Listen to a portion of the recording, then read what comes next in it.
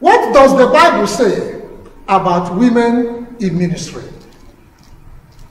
Is a welcome question, because many today are bogged with this. And many women shrink from ministry because of people's opinion, human being, religious people's opinion about women ministry. But I want to tell you that the Bible, what the Bible says about women ministry is a mystery. It's a mystery in the sense that it is a secret in the heart of God to interpret and to apply. Think about it. In the book of Galatians chapter 3 verse 28-29, the Bible says, neither the Jew nor the Greek, there is no bond or free, there is no male or female, but all are one in Christ Jesus. Because in Christ Jesus is the spirit of every believer, whether you're a woman or a man. And in the body of Jesus, for as soon as we repent, the Bible says there is great exchange. Our spirits are taken away from us, from our natural body, and put in the body of Jesus Christ, glorified in heaven. And God takes the spirit of Jesus Christ and brings it into our own body. The book of John chapter 14 verse 20, book of John chapter 15 verse 4-5, First John chapter 4 verse 13, tell us of this great exchange. So when God is looking at any man, he's not looking at his natural and appearance or physical body. He's looking at Jesus in him. He's looking at Jesus' spirit in the believer. And the spirit of the believer in Jesus. Which the Bible says, in the body of Jesus, these spirits don't put on man or woman nature. It is all one. Do you get it now? This is where the Bible says, yes. Because the ministry of a woman and a man come from the spirit existence. It is not all about their sex differences. It is all about the Spirit of God working in them.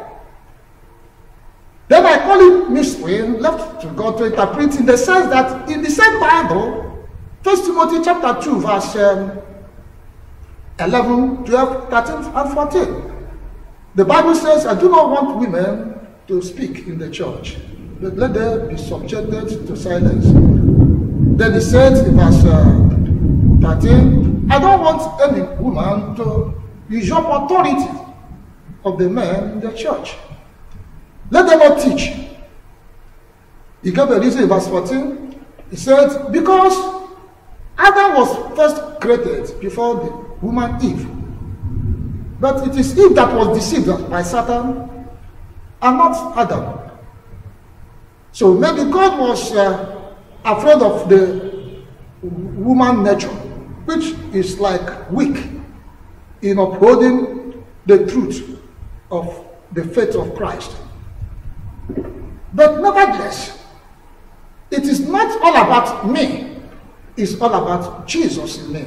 It's not all about that woman, but all about Jesus in her that is involved.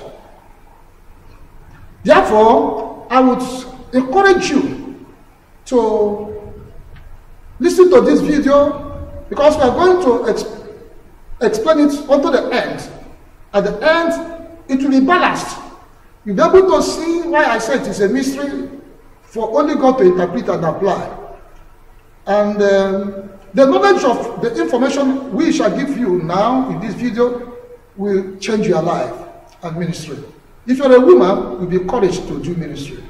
If you're a man, you begin to like women ministry. Because it is not all about the woman, it is all about the Spirit of God that is in the woman, that will bless you, heal you, deliver you, give you revelation, that will lift up your faith and get you connected to God and His heaven and spiritual things. Do you understand where we are going? Therefore, I will show you three main features about women ministry that is also common to men's ministry. And these are: one, the calling; two, the leadership of the Spirit; three, the obedience to the voice of God.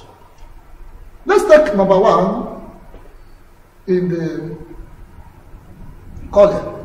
You must not forget that Ephesians chapter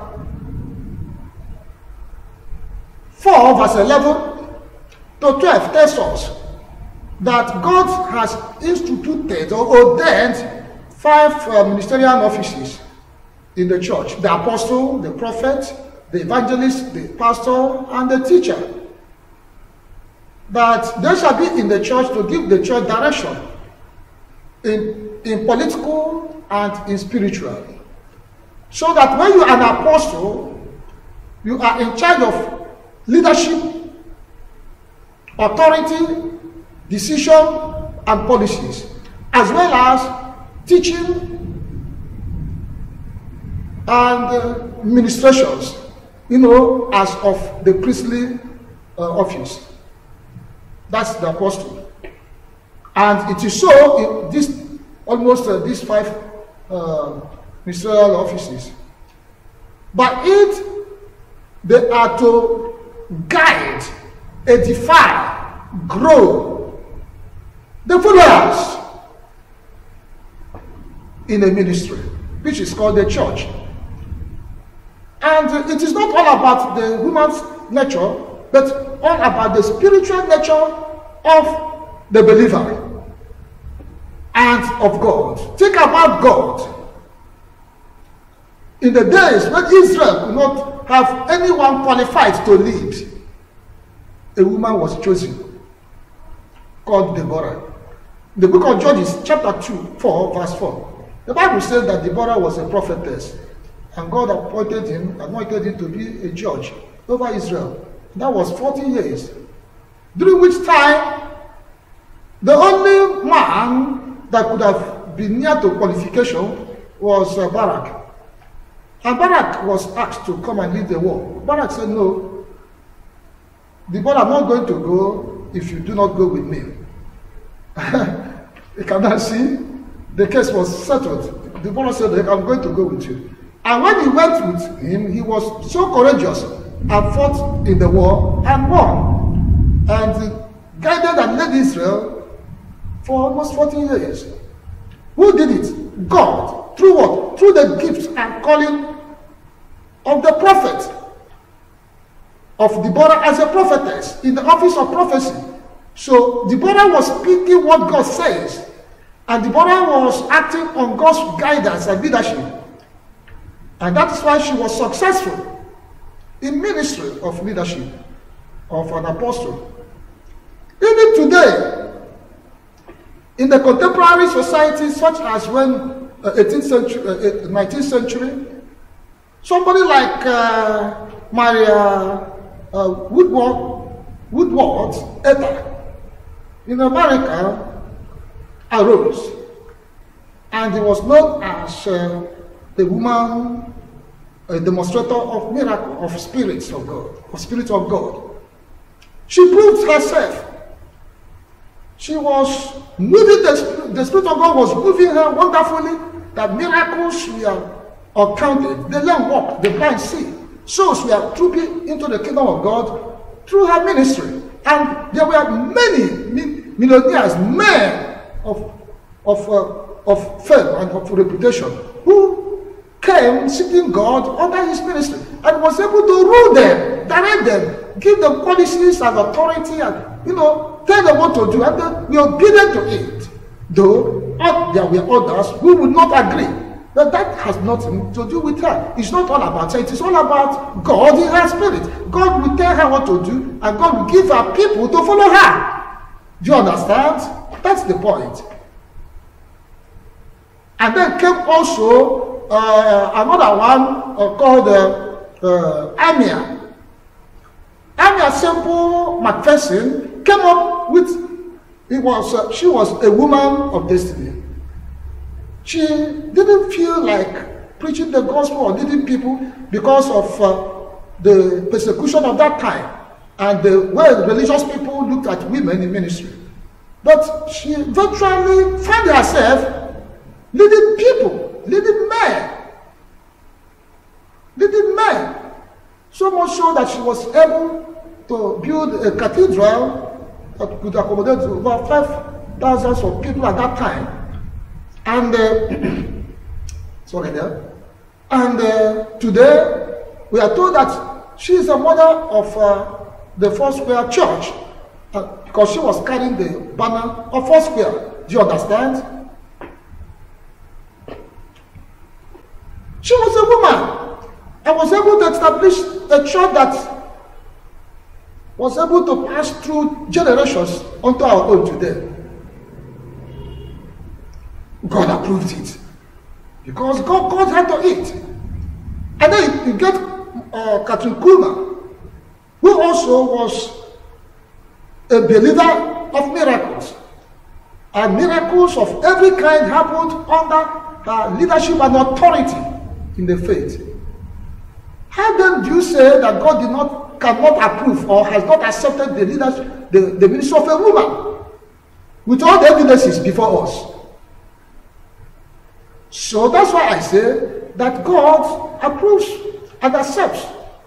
And if there is any no to it, God knows why.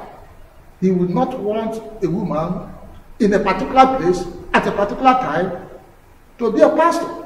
That is left for her. But that's left for God, sorry. That's left for him. That does not mean that he has not accepted women ministry.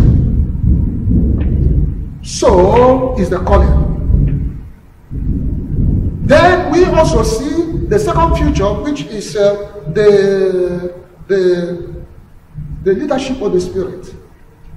We see in the book of Romans chapter 8 verse 14, the Bible says, as many as are led by the Spirit of God, they are the children of God.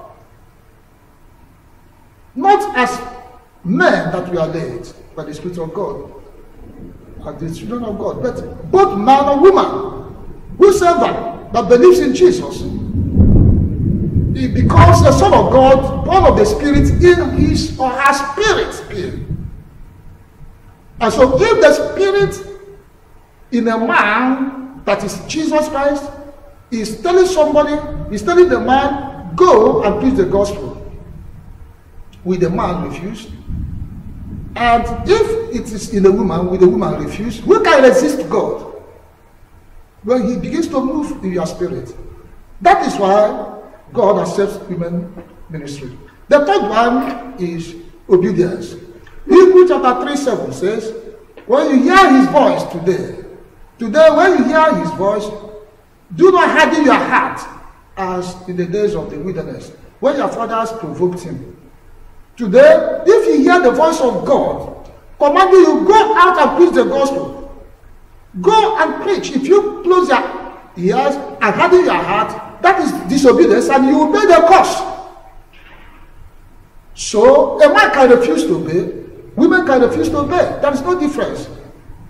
But whosoever, whether a man or a woman that obeys, we get the result. God will use him mightily to win souls. And when you go according to God's command and leading, and people troop out to follow your ministry, to follow your teaching, understanding your teaching, see the miracles, see the healing, the benefits of the Spirit's use of you, are you the one that will send them away? Are you the one that says, don't come because I am a woman? I am telling you what to do and what not to do. Therefore, you will not come. If you don't come, you lose. And you are not losing, you are losing God's benefits that is coming from her. Therefore, I would conclude by saying that women ministry is a mystery, acceptable to God, and if not acceptable for one reason or the other, for lack of a person to use, God knows.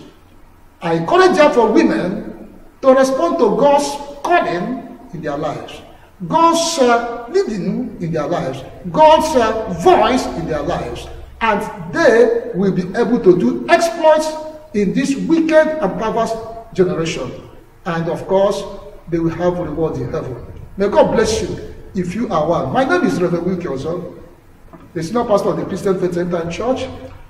Subscribe to my videos because I may be explaining more of this in the other videos, and you'll be happy you have been under me. As you benefit from my spiritual revelations to you, I expect that I will benefit from yours by calling on the number the description of this video, and also supporting my ministry, putting your money in that Solifine account. I want to assure you, you will never regret it. Get to my get me to write or text through my email, and also visit my site, visit my Facebook, visit my Twitter. And by the time you understand my various revelations, you'll be stable and you'll make heaven. In Jesus' name. Amen. Thank you for watching. God bless you.